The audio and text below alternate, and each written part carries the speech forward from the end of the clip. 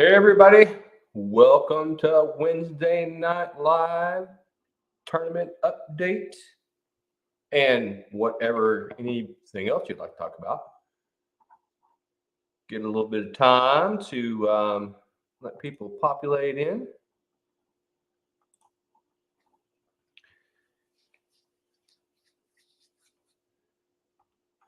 Hope the live is running. I don't see anybody popping in yet. Let me see if my. Yep.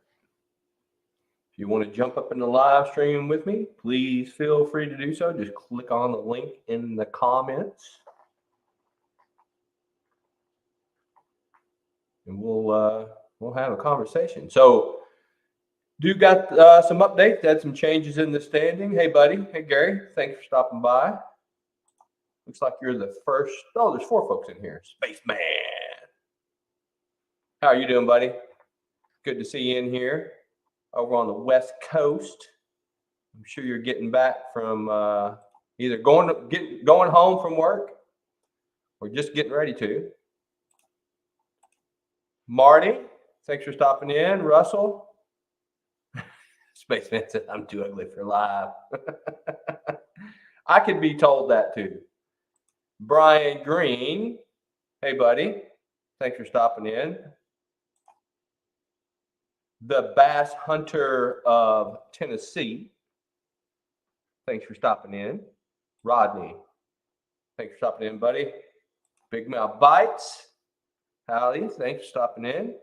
A lot of people populating in. We'll get to the update here in just a little bit on the tournament. But Brian, if you don't mind, I want to tell a story, and I think you know the story I want to tell.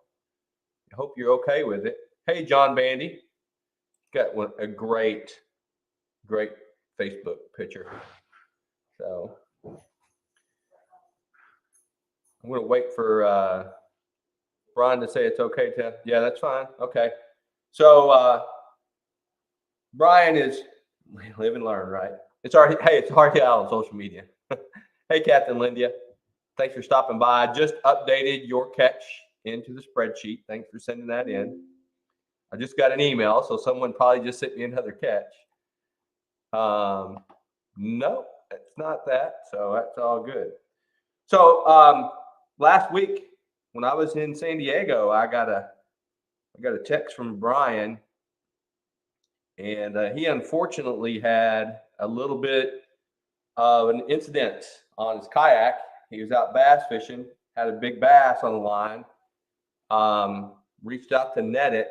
And if you don't know, Brian is a kayaker and tipped his kayak over.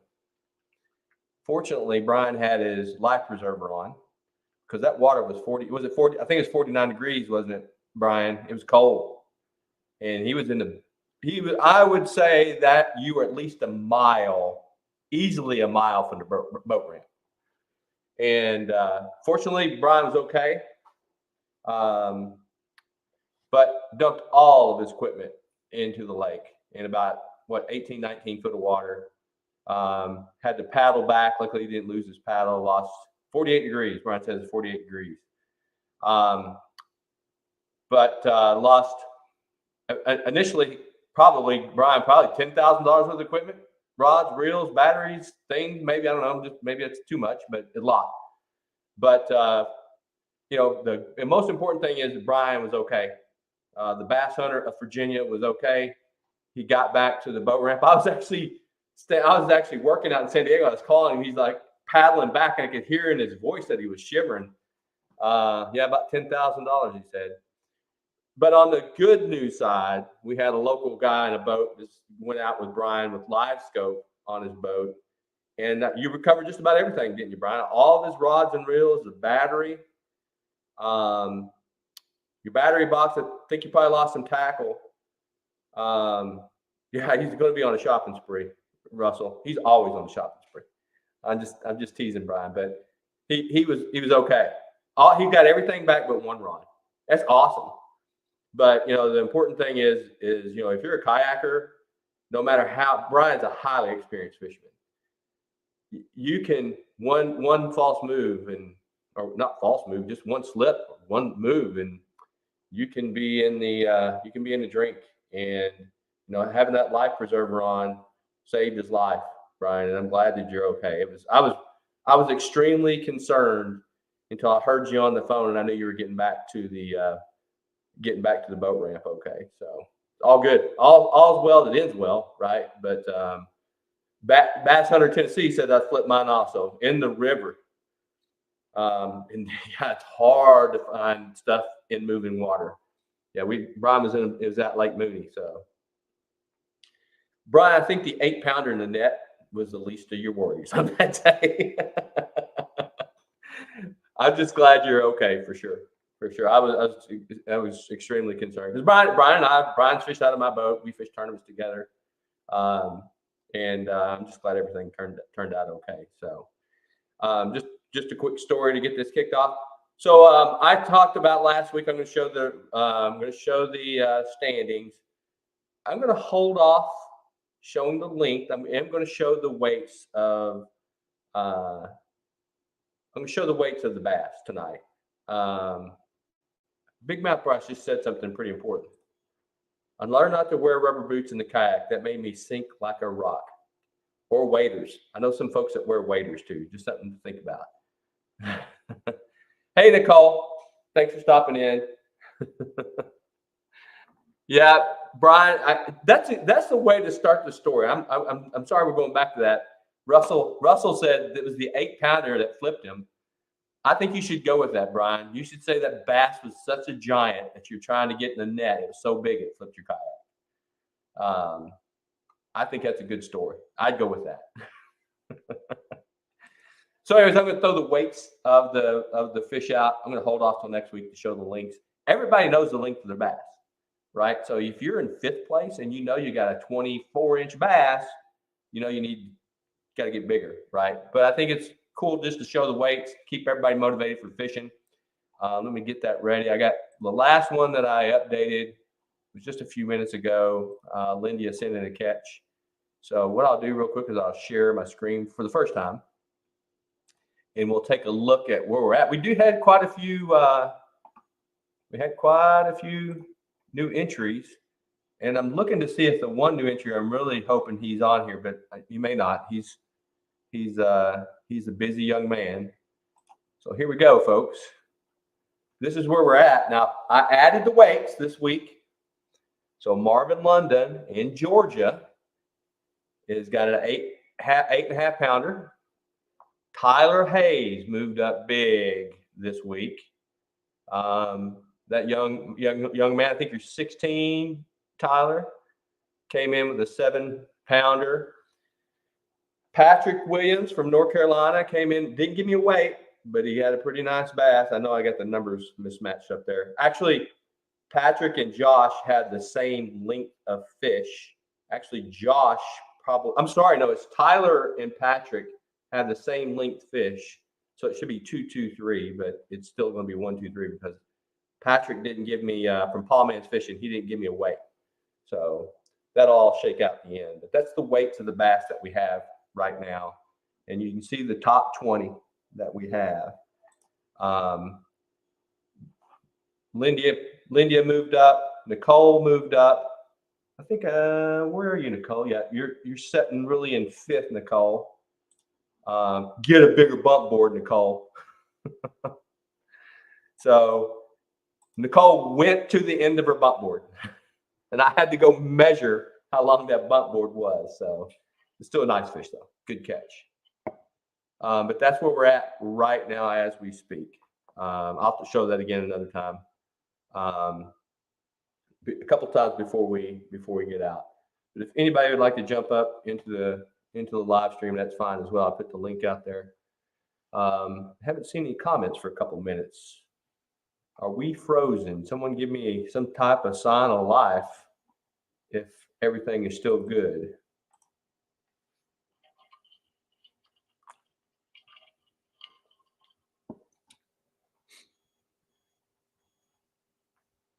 Yeah. Okay. All right. We're still good. Okay.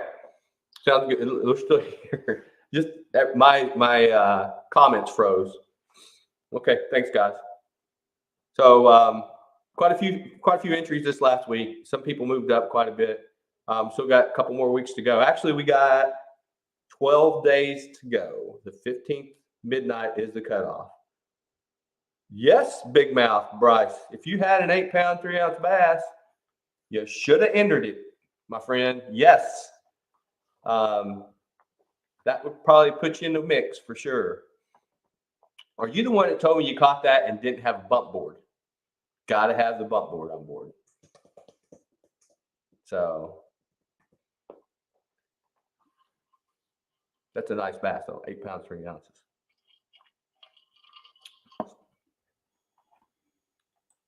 I would say that one of the other things I'd like to add, you will see I'll start pushing out the northern big bass tournament will kick off on the 11th of May. You'll start seeing some things out there on the channel, kind of advertising to sign up for the northern. I've got quite a few people already signed up for the north, but it comes in most people wait until mid-April to 1st of May to sign up for that one. Yeah, Spaceman just said, yeah, Big Mouth said he didn't have the bump board. Yeah, got to have that. The catch board is a good one. That is a good bump board. I just couldn't find the right company. I was going to buy a bump board. I was going to buy a Bulka bump board to put a Shane Flynn Outdoors logo on them and think about selling them, but just hadn't found. I want like the catch. I want a good one.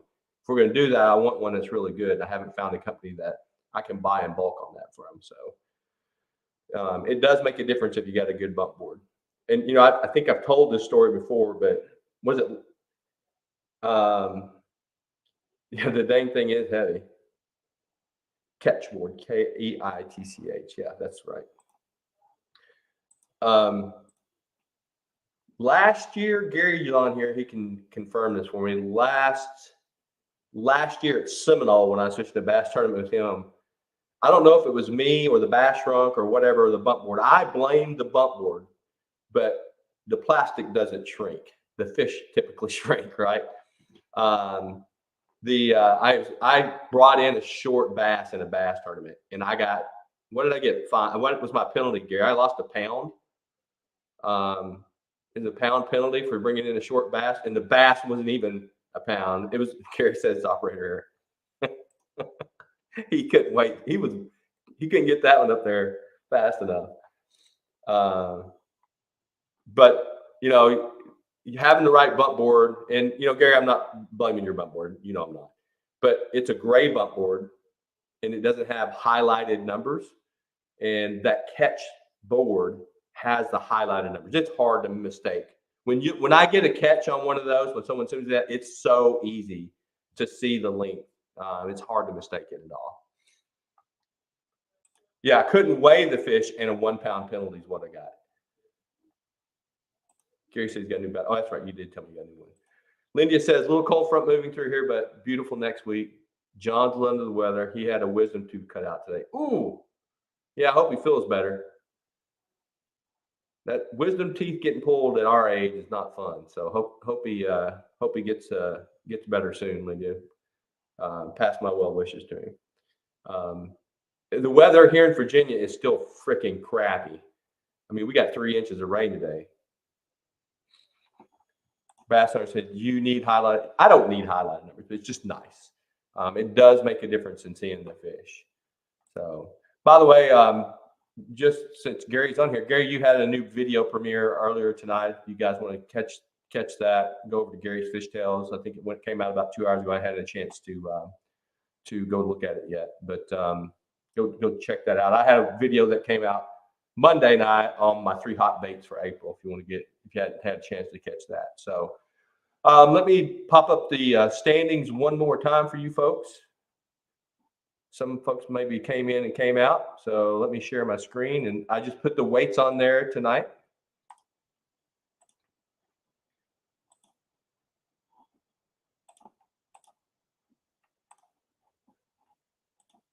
Too many clicks on this to share my screen. Here we go again.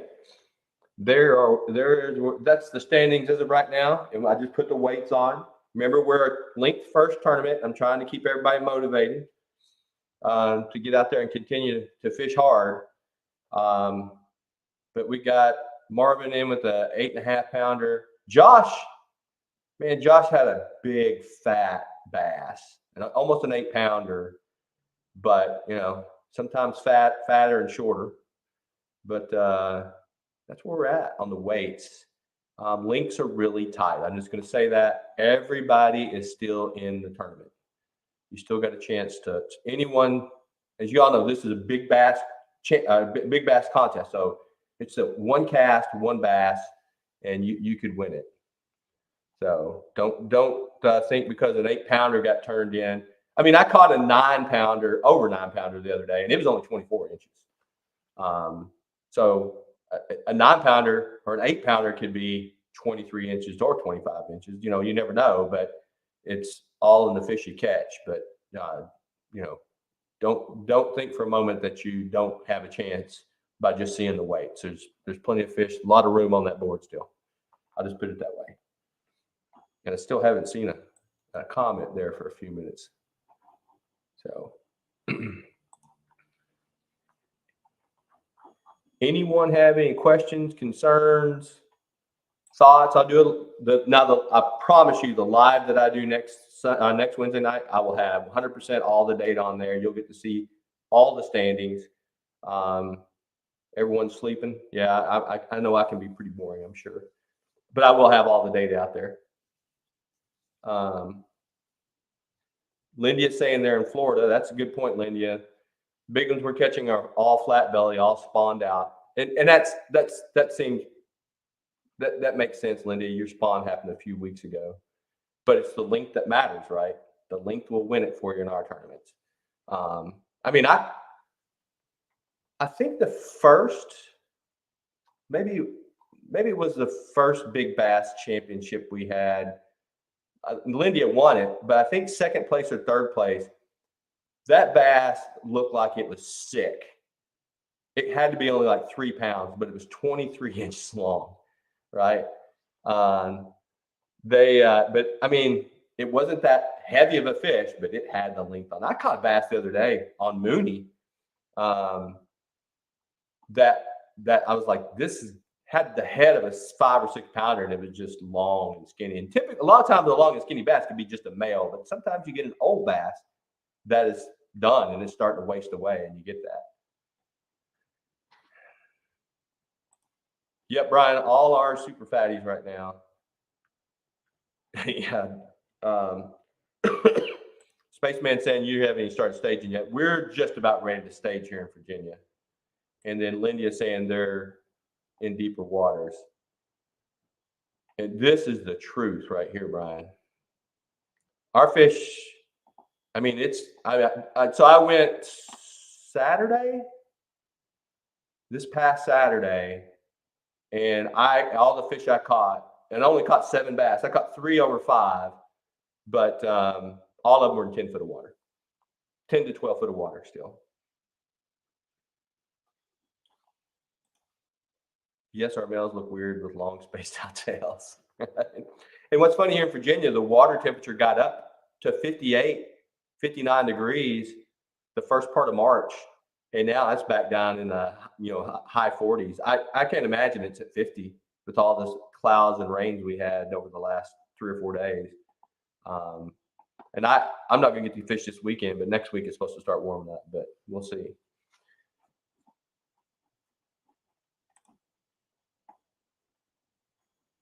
Yep.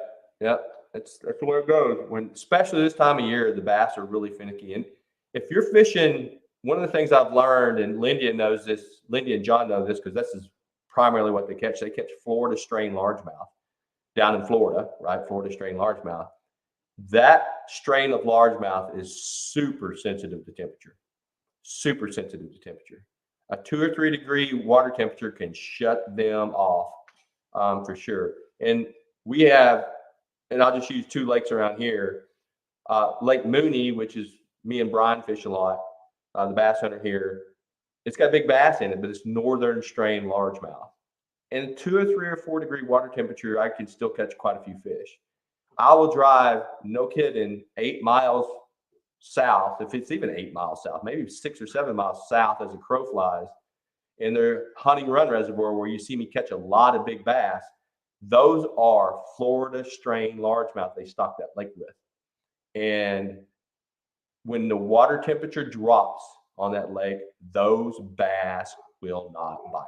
2 or 3 degree temperature change, and those bass shut down. They won't bite. Even in the summer, it's crazy. And there's what Linda, yep. It makes a big difference.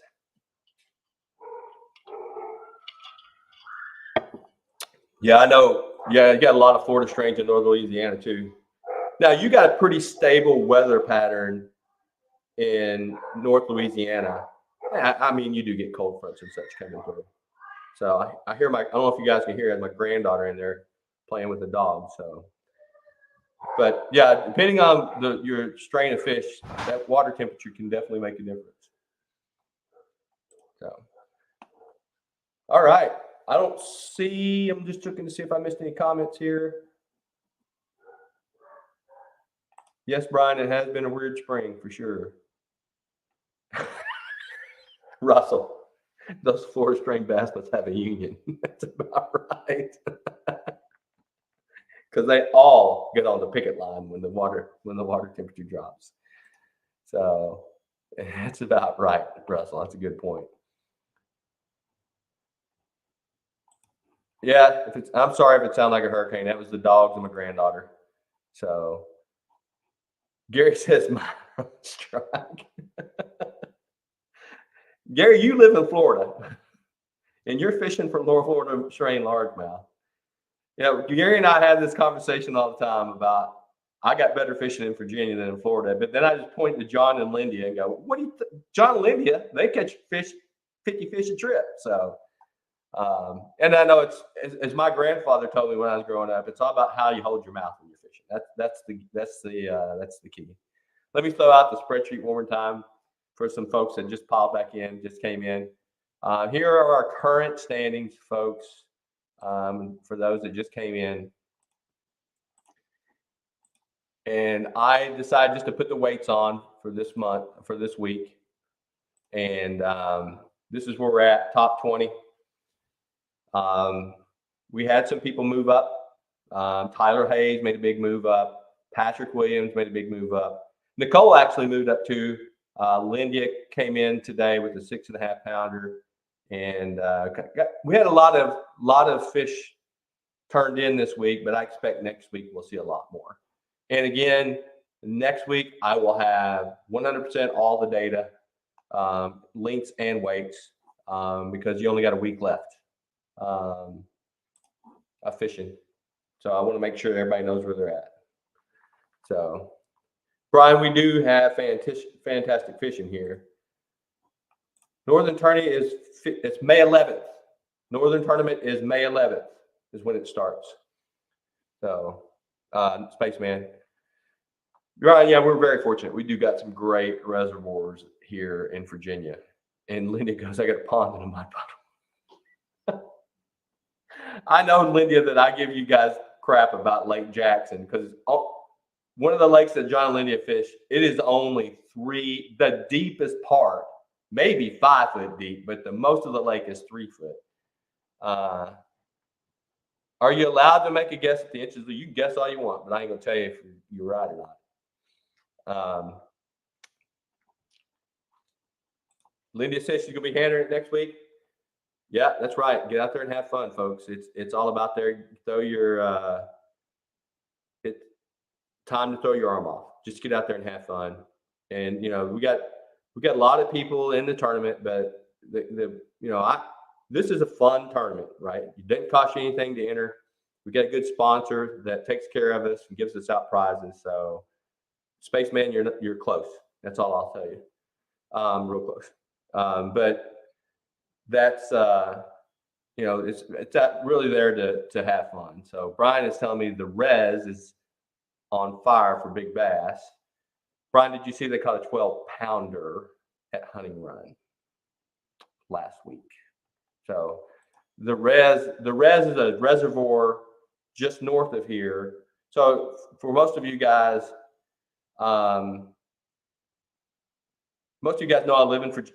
Obviously, most of you know I live in Virginia, but I live halfway between Richmond and Washington, D.C. So it's 50 miles to Richmond, 52 miles to Richmond, and it's 55 miles to D.C., something like that. The res is about 15 miles north of here. But when you go north towards Washington, D.C., just to get to that lake is an hour drive. And it's only about 15, 20 miles from my house. So the traffic is crazy just to get up there. But that lake is the best fishing lake in Virginia. And I've never put my boat on it. And I'm going to change that, trust me. And I'll just tell you this. Last week, they have a weekend tournament on that lake every weekend starting in March. The winning weight last week was 35 pounds. Now they have a 6 bass limit, 35 pounds in Virginia to win a tournament. That's crazy. And they average, you got to average 30 to win on those weekend tournaments. That lake has got a lot of great fish in it. So, and I just hadn't got out there yet and done it. Yeah, but you're right. The res is producing lots of big numbers. That's right. So we're very fortunate here to have some great water. Yeah, I'm telling you, it's insane. You can go to Fountainhead Bass Club. Just Google that, Fountainhead Bass Club, Virginia, and look. 25 pounds didn't even get you in the money. And I think they have around 20 boats, 20 to 30 boats in that tournament. And it's a 1,000-acre reservoir. Right, Brian? It's around 1,000 acres. But 25 pounds, you won't even get the money. You've got to have 28 or better, and you've got to have 30 or over. Now, again, it's 6 bass because it's a team tournament, but still, that's a lot. That's a big. Yeah, you're right. You're down Louisiana. That would win in Louisiana. Beat most of the Louisiana numbers down there, right? Yeah, that's why we're saying it's a phenomenal lake, and Brian said it is 1,000 acres. Phenomenal lake, and it's got some challenges to it. Like I said, getting there in the traffic and all that can be a pain in the butt, but it's probably worth it. I have 3 lakes within 15 minutes of my house that I catch 7, 8, 9 pound bass on. Not regularly, but pretty often. So it's hard for me to justify driving through that traffic to get up there. So Captain Lindia said, glad Bass Hunter is okay. And that's the other thing. That lake is muddy all the time. You're right, Brian. Yeah, Brian, we started just talking about Brian's little spill in his kayak. Again, we're fixing to jump off here. Brian, I'm glad you're okay. I'm glad you got almost all your equipment back other than one rod. It's just awesome that you were able to get everything back, and I'm just glad you're okay for sure. So, all right, folks, it's getting close to 30 minutes. We're down to about a dozen people in here. I've shown the spreadsheet now for 3 times. I will have a live next week. It will have all the links. Now, again, everybody knows the length of bass that they turned in. So you know where you're at, and you can kind of guess what you got to get to. But I'll have all the data next week. Get out there and cast your arms off, everybody. Have a blast. And I hope everybody in here catches their PB next week. That'd be awesome. Take care, everybody. We'll talk to you next week.